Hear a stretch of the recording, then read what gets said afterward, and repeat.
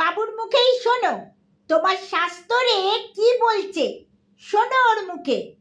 মিষ্টান্ন মিতরে জনা, মানে কি না তোমার মিতাদের জন্যেই যত মিষ্টি, তাদের তুমি মিষ্টি খাওয়াও।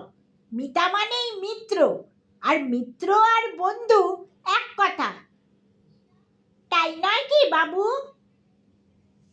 গোবরা সায় দেয়, ঠিক কথা।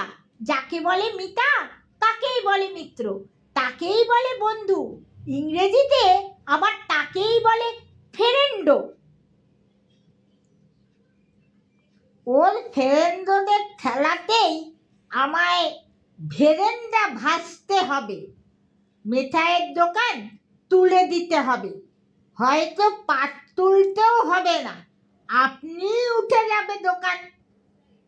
ছোটকাকে ভুলিয়ে ভালিয়ে ওর ঘাড় ভেঙে বজ্জাতগুলো রোজ রোজ যা রসগোল্লা পান্তুয়া সাবার করে যায়, কি বলবো বাবু। গোবর্ধনের বুঝি সহানুভূতি জাগে। তা বেশ তো, দুদিনের জন্যই যাচ্ছেন তো, এই দুদিন না হয় আমিই দেখবো আপনার দোকান। এ আর এমন শক্ত কি কাজ? রসগোল্লার দাম 2 আনা, সন্দেশের দামও ওই, পান্তুয়ার দামও ওই, নগদ দাম নিয়ে বেচতে হবে, এই তো ব্যাপার। তাই এ আর এমন শক্ত কি? সেই সঙ্গে আবার একটু নজরও রাখতে হবে যে, মনে করিয়ে দেয় মেঠাইওলা। ওই 3 জনের ওপরে তো, কি বললেন, হোঁতকা, ঘোতকা আর কোঁতকা, তাই না? অবশ্যই আমি চিনি না তাদের কাউকে, তবে নামেই বেশ মালুম হচ্ছে। হোঁতকা চেহারার কেউ এলে তাকে আর ঘেঁষতে দেব না দোকানে, সেটাই হোঁতকা হবে নিশ্চয়ই।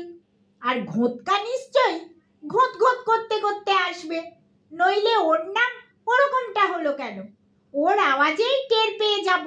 আর কোঁতকা যদি আমার ত্রিসীমিনায় আসে, আমাকে ঠকানোর চেষ্টা করে, এইসা এক কোঁতকা লাগাবো ওকে যে নিজের নাম ভুলে যাবে বাছাধন।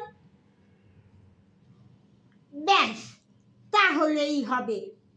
তাহলে কাল দুপুরের গাড়িতে আমরা যাচ্ছি, আপনি দুপুর থেকেই বসবেন। কাল আর পরশুটা কেবল, তারপর দিন ভোরেই আমরা ফিরে আসছি।